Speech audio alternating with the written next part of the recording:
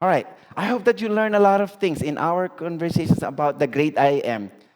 Even a single one. Meron ba kayong naalala? Who is the Lord Jesus Christ? We have discovered the Lord Jesus Christ in our conversations. How many? 6 weeks, 7 weeks past? Meron ba kayo naalala? Last week, we had a very beautiful speaker last week talking about the Lord Jesus Christ as the Alpha and the Omega. And wonderful, wonderful topic about the life with Jesus shapes the way we live. Ang ganda ng ang ganda ng introduction. Wala naman pala tayong kailangan. Si Lord lang naman pala ang kailangan natin sa buhay. Bakit pa natin pinapahirapan? If we need God, then you approach God. And God will be with you to guide you, to lead your life, and to make that decisions the right way in everything. Period. Tapos na. Ang ganda ng conversation natin. Ano? If you happen to observe, actually, in our conversation, we talked about the book of John. From the beginning of the Good Samaritan in John 4 until yung John 11, the resurrection of the life, and then the vine, John 15, God as our gate and the shepherd, the light. I hope na meron kayo naaalala, ano? Beautiful conversations. And I want to encourage you, after this conversation, so after this series, try to read again the book of John, and it will illuminate again. It will now open to your life. Ganun pala. That's the story of the Lord Jesus Christ. Why He introduced Himself to us to have that relationship. Today, very beautiful conversations before or after the Lord Jesus Christ, during the Lord's Supper. Doon siya nagturo eh. Doon niya tinuro yung He is the light, He is the vine, He is the gate and the shepherd. He is the light of the world. After that conversations, there is so beautiful actions that the Lord Jesus Christ mentioned to the disciples. And the result of it is tayo. And this is what we are going to learn today.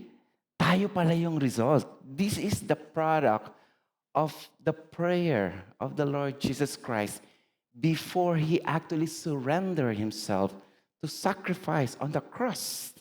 Bago niya gawin yung mission niya sa earth, He did something very important and tayo yung nag-benefit and of that relationship. All right, before that, let me ask. Tayo, naging anak tayo. I'm sure. Pinanganak tayo, di ba? All of us, pinanganak tayo. So, pwede natin tawagin tayo. Lahat tayo ay anak.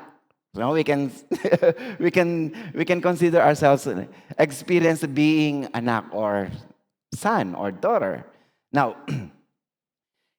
my question is this. Can we do something or like action, good works, or anything to add more doon sa love ng parents natin? Think about it. Can we do a specific action that will add more doon sa love ng parents natin? Good works? Or pagiging mabait? Will that add love to your parents? Actually, we can't. We can't. We can do a thing to make our parents love us more than the way they already love us. Minsan nga ang kulit-kulit natin, di ba? But that love ng parents sa atin, hindi nagbabago. Ganon si Brother Jerry. Kahit si Gab, napakabait ni Gab. Pero yung love niya is always the same. Brother Jerry will always express his love sa mga anak. Tayo, naka-receive tayo ng love. Ako, makulit ako. When I was young, makulit ako. But I believe and I really understand that the love of the parents never changes regardless. Ano man ang gawin natin. Same thing. We can do a thing to make our parents love us less. Dapat ito less eh. The way they already love us. Sabihin, hindi rin mababawasan. Kung ikaw na yung gumawa ng, sabihin na natin, things or wrong actions, your parents will not love you less the way they express their love sa'yo. So kahit anong maging status ng buhay mo, kahit ikaw na yung pinakamabuti o gumawa ka ng masama, their love never change. That's our parents. What about God? What do you think? Is there anything we can do to make God love us more?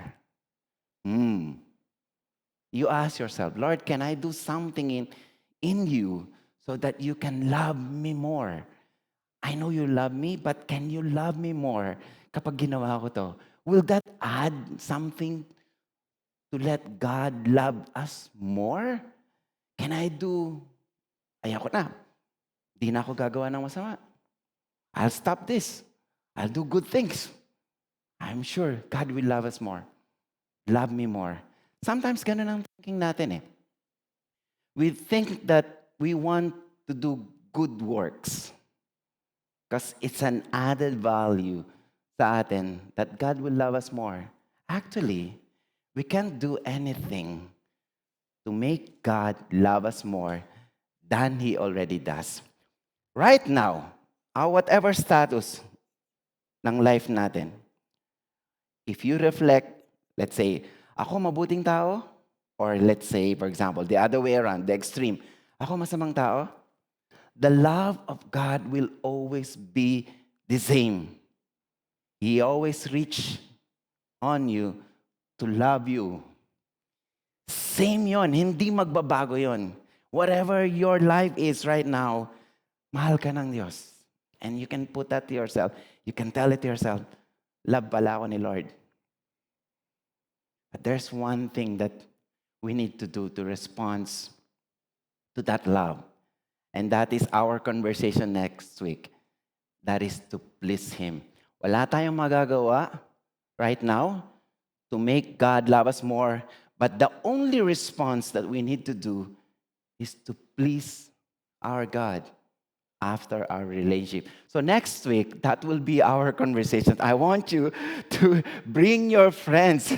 That's our conversation next week. That's our response to love of God.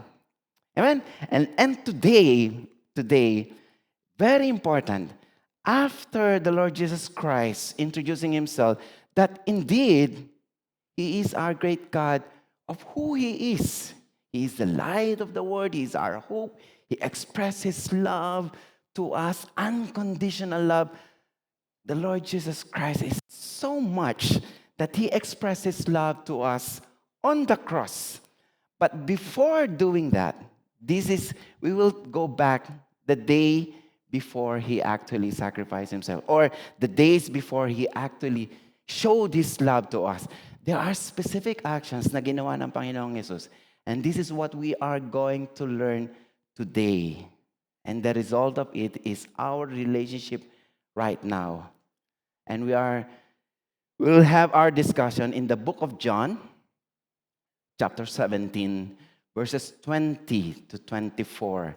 And it's about the longest prayer of the Lord Jesus Christ. I took the last portion of the prayer of the Lord Jesus Christ that talks about all believers.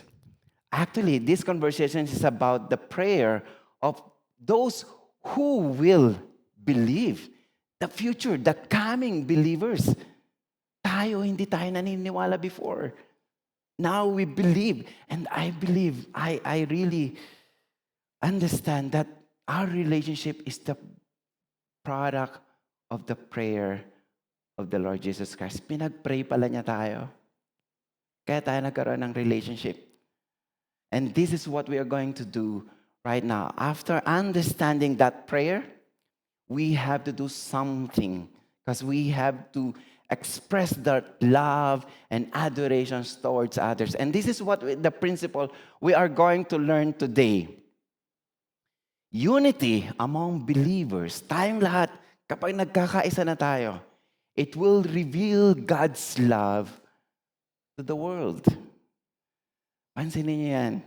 Kapag tayo nagkaisa, kapag tayo naging isang family, we treat one another as brothers and sisters, we help one another, when we love each other, when we are united, when we become one, yung sakit ng isa, when we show so much concern for others, that love will reveal God's love to the world. Mas madali mag-share. Why? People will be able to see who is the true believers, the disciples of the Lord Jesus Christ, when they are united. Yung kabutihang asal, showing the same love. When I say, I am a Christian, I believe in the Lord Jesus Christ, and when you say that you are a believer, dapat we sing the same song, that our life, the same pattern. Punong-puno ng pagmamahal. Punong-puno ng pag-ibig. And we are united in expressing that love towards others. Why? Can you imagine the life without Jesus? Can you imagine the life today? Yeah. Let's say you have all the resources, everything in this world. You have the riches of this world. But I believe there's emptiness, there's void in your life. That's not the priority. Our priority is the life after. The kingdom of heaven, to be with God one day. If we now hear the word of God and we enter relationship, our responsibility right now is to make sure that that love will be expressed as one expression so that other people, our friends, our family, will also come to know the Lord Jesus Christ. So that they will come prepared. We know that this life is just temporary. After, yun ang pinaka-importante. The relationship that we have right now is the preparations for the life in eternity. Wag natin hayaan na hindi marinig ng ating family the goodness, the love, the relationship. The Lord Jesus Christ is reaching out right now to all of us to make sure that the revelation of God's love kitang-kita sa atin, so that the world will know God's love. And that's what we are going to hear today. Okay, just the background. In John 17, after the Lord's Supper, talking to the disciples, the Lord Jesus Christ uttered this prayer. So you just imagine with me that here, as we read God's word, the Lord Jesus Christ is actually praying. He's the one praying. So imagine that with me. Now, I'll start with verse 20. Now, he's the Lord Jesus Christ uttering his prayer. Look at the sentence. My prayer is not for them alone. Talking about the disciples. Not for them alone, the 12 disciples during the Lord's Supper. I pray also for those who will believe in me through their message. So the Lord Jesus Christ is now giving authority to the disciples to continue His work. Because the Lord Jesus Christ, ito na yung nagpapaalam siya. He will die on the cross and then He will ascend to heaven. And now He's giving the ministry to the disciples to continue His work. And then the Lord Jesus Christ prayed this prayer that not only the 12 will be able to understand God's love, but also those who will believe. Tayo yun.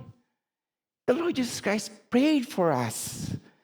Tayo yung naniwala. We are the result of this prayer because we have heard this from someone been touched by God na nakilala natin ang Panginoong Jesus. And now this is our time. Because of that relationship, that love, that blessing, our prayer becomes the same prayer. Other people will come to know the Lord Jesus Christ through this church, through our life. So ang ganda, no? Yung relationship pala natin, the Lord Jesus Christ really prepared for us. And He prayed for us. And then He said this, that all of them, those who will believe, yung maniniwala, that all of them may be one. The meaning of may be one is united. We are one, showing the same message of love and hope to everyone. And then he said this, Father, just as you are in me and I am in you. When he said that, he set the examples of being united. You know, ang sarap siguro nung God the Father and the Lord Jesus Christ as the Son. Yung relationship na so bonded together na they are in sync, they have one purpose. And that is to love all mankind. So yung love na yon, yung unity na yon, the Lord Jesus Christ is sana ganun din sila. That the Lord Jesus Christ will have the same unity or be united to the believers. Ganun yung bonding sana. Doon nagsisimula ang pagbabago ng buhay. When we are united with the Lord Jesus Christ, He will change our life. And then this is the result. So that may they also be in us, so that the world, our friends, our family, our colleagues, our community, the world may believe that you have sent me. Becomes a testimony pala. When we were one, when we experienced God's love, the Lord Jesus Christ already prayed for us. Our message, our life becomes the Word of God, the testimony of God's goodness. So that the world will see and believe. And so important pala sa buhay natin that wherever we are, whatever we are doing, we become the testimony of God's goodness and God's love. Because people are looking. People are looking. You know, when we are united, when we are treating one another as one family, it validates the ministry of the Lord Jesus Christ sa buhay natin. That Christ is alive and leading our life in all the way. We have this responsibility to reflect the love, the care with one another. Tuturuan tayo ng Panginoong Hesus to love each other, to care for each other. When we are united, we are one family. So can you imagine dito sa Win Sydney? Taga Singapore naman, nakipag-breakfast pa dito. Ang saya kaya, no. Why? We are one family. Kahit nandun sila, kahit nasa isang sulok dito, pag pumunta sa Sydney or wherever, they are so much welcome here. Tuwan-tuwa ka, i-offer mo nga yung kape. Tapos may sugar pa, may cream. Yung love talaga, no? Yung kitang-kita yung pagmamahal. That's what we're supposed to do as a believer of the Lord Jesus Christ. Mas madaling mag-encourage sa ibang tao that God's love is the most important thing that they will experience in life kapag nakikita na yan sa buhay natin. Kapag nagbibigay ka na, kapag you are showing concern, you're showing love. What we're trying to say is this. When we really express our love and concern with one another, God will change our heart. Sabi ko nga, dati, kung mahihayin ka, this is my testimony now. Mahihayin ako before. And I don't know, ang kapal na ng mukha ko ngayon. I don't know. Kakapal pala ang mukha mo. For God's service, no, and ministry. And that's the prayer. That's united. Sana we sing the same song. Ang ganda pala, no? Pag pinakilala nyo ang kaibigan nyo sa akin, ganun din. Pag pinakilala ko ang mga kaibigan namin sa inyo, they will see the Lord Jesus Christ in us. Kahit taga Singapore, the Lord Jesus Christ is the same. The Lord Jesus Christ is the same as God here in Win Sydney. Magkakaibigan. We are one family. So that's the testimony. That's our role. So that the world, our friends will come to know the Lord Jesus Christ through our life. Now, look at the prayer of the Lord Jesus Christ. Ito yung continuous prayer ng Panginoong Jesus. I have given them the glory that you gave me. Can you imagine the prayer of the Lord Jesus Christ? God gave us the glory, the same glory which God the Father has given to the Lord Jesus Christ, so that they may be one as we are one. Again, He made an emphasis of being united. And what is that glory na binigay ng God the Father to our Lord Jesus Christ? The glory of being the light of the world, the hope of the world. That's the glorious ministry of the Lord Jesus Christ. He's the hope of everyone. He gave life. He shows so much concern to other people, sacrificing himself on the cross. When the Lord Jesus Christ prayed this, the same glory I give them, meaning that same sacrifice, that our life should have the same light of the Lord Jesus Christ towards others. When we say light, becomes the testimony, becomes the attraction for others, so that they will know the Lord Jesus Christ in our life. That's the same glory. That you become successful, di ba yung pinag-usapan natin? All you need to do is to say, it is because of God's glory and blessing. Ituro natin lahat yung blessing ng buhay natin for the glory of God. Binigay sa atin ito. And the Lord Jesus Christ prayed this glory. Saya pala, no? Lord, who am I na pinag-pray mo to be with you, to give that glory so that people will know you through me, become the testimony. It's all because of the glory of God. And that's the joy and the peace that we have. When we come together, we encourage one another. Kung may problema ang bawat isa, once our brothers and sisters hear that, we pray for that. We help one another. We care for one another. Amen? Ganda ng prayer ng Panginoong Jesus. And then He continued, about the unity, sabi niya, I in them and you in me. So the Lord Jesus Christ is so much willing to be part of your life. Once you accept Him as your Lord and Savior, He will lead your life. I in them. Kaya may pagbabago yung buhay. It's no longer you. Hindi na ako yung dating mahiyain. Kaya siguro ang Panginoong Yesus, no, gustong-gusto niya makipag-usap sa tao eh. Kaya siguro kumapalang mukha ko to serve God, no? Kumbaga, this is the testimony. Yung pagiging mahiyain never change, but it will overcome because of your love towards Christ. Nauna yung pagmamahal mo. So, yung shyness mo will be covered by your love.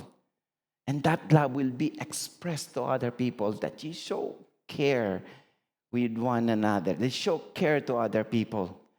That's the most important thing. And the Lord Jesus Christ prayed this. And this is one of the prayer of the Lord Jesus Christ.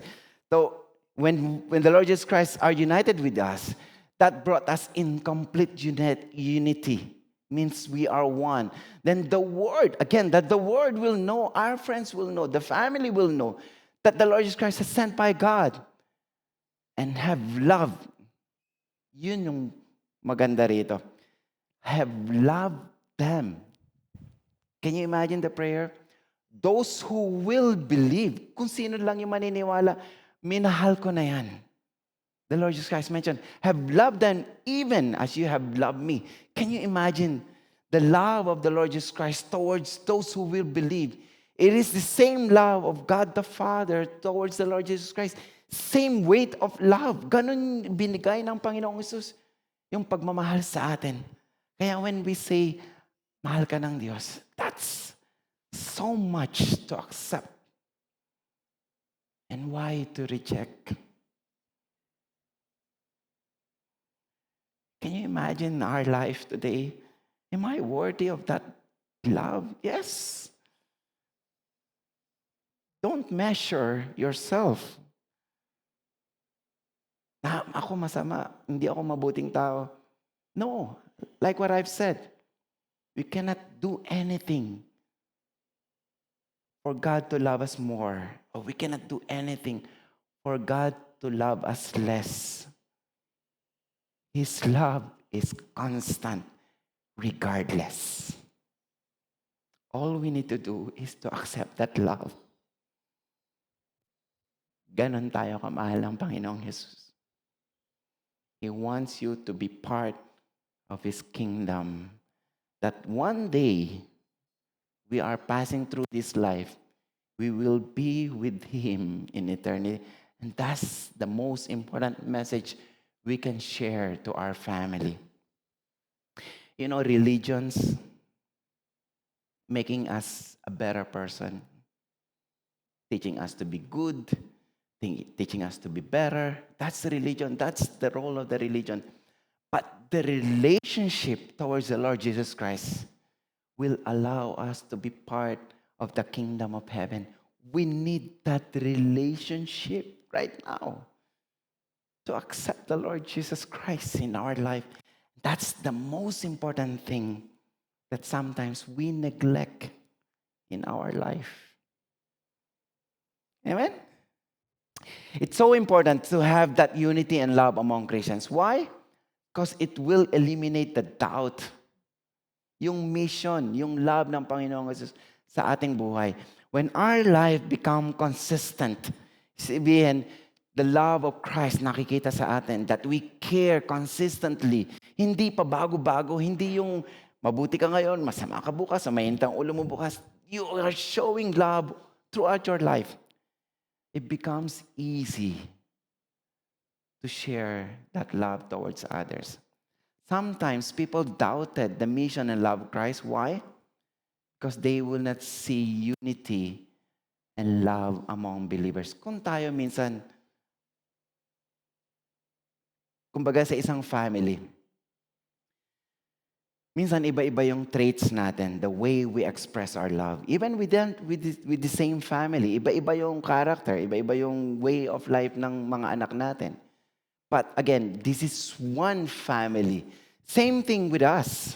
We have different kinds of traits. Iba-iba yung the way to express our love and devotion towards the Lord Jesus Christ. But again, we are the same family. So that it will eliminate doubt, the consistency. When we talk about the love of Christ, nakikita sa ating buhay yan. Nakikita sa action natin yan.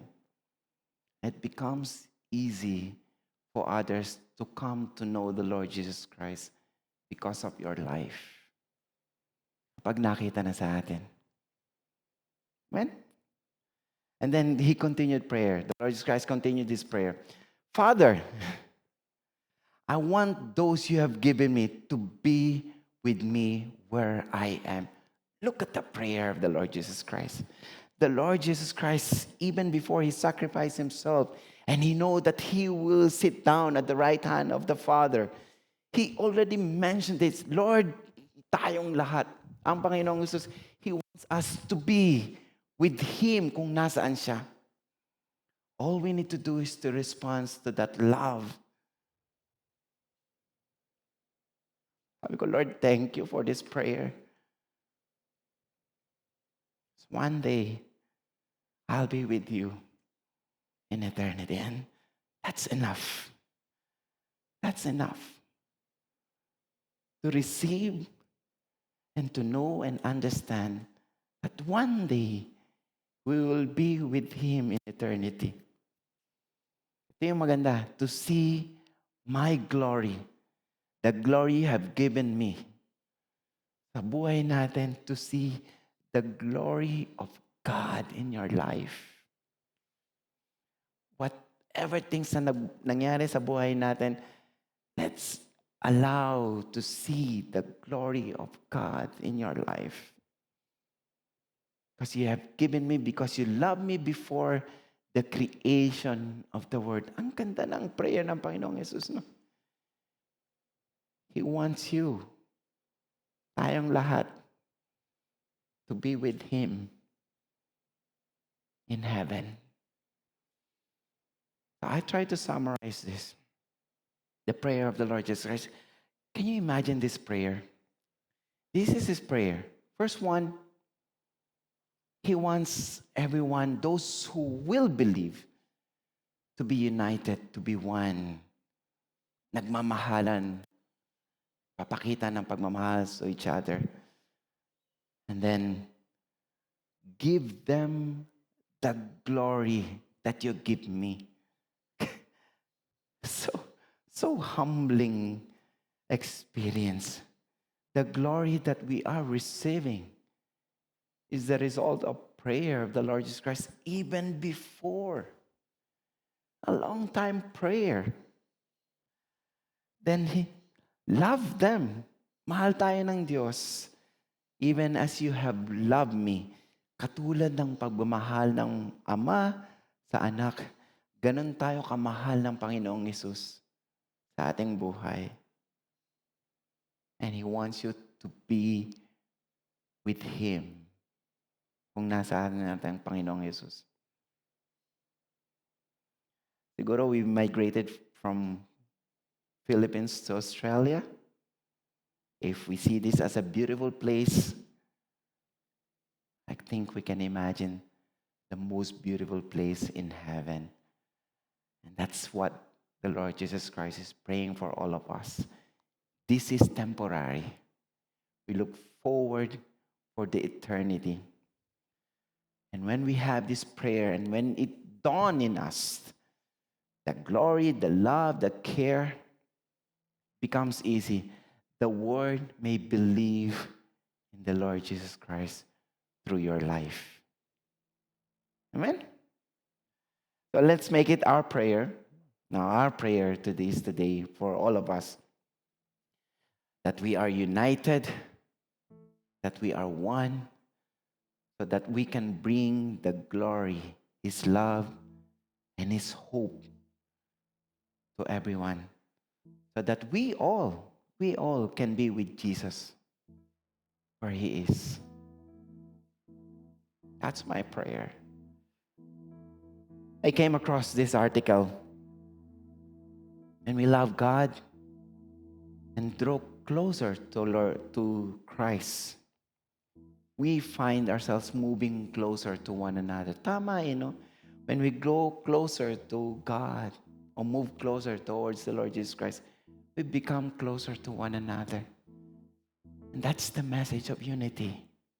That's a message of hope and love and care for one another. Last Friday, we have this koinonia. And one of the questions in our koinonia, how can we express our worship daily towards the Lord Jesus Christ? Commonly, I think we answer, express our worship, our prayer, our reading the Bible, our thanksgiving, gratefulness. That's our worship. And I ask myself, Lord, what can I do to worship you? God changed my prayer. My prayer is this, as part of my worship. Lord, help me to come to know more so that I will be able to express and share your love to others. That's my worship. And that's exactly the prayer of the Lord Jesus Christ. He wants us to believe. He wants us to receive His love. He wants us to receive His glory so that the people will see the Lord Jesus Christ in your life and they will come to know Jesus as well. Kamusta tayo? How are we? How is our relationship? If before we are so much concerned of the inside, the growth, the maturity of ourselves, now it's time to reflect that whatever is inside to be an outward reflection of our actions. If we receive the love of the Lord Jesus Christ, let that love reflect in us. If we know that there's hope in our Lord Jesus Christ, have that hope for others. Share the gospel. Share Christ towards others. My challenge is this. I want you to pursue Christ in your life daily, because it will unite us and it will reflect the love and care of Christ towards others.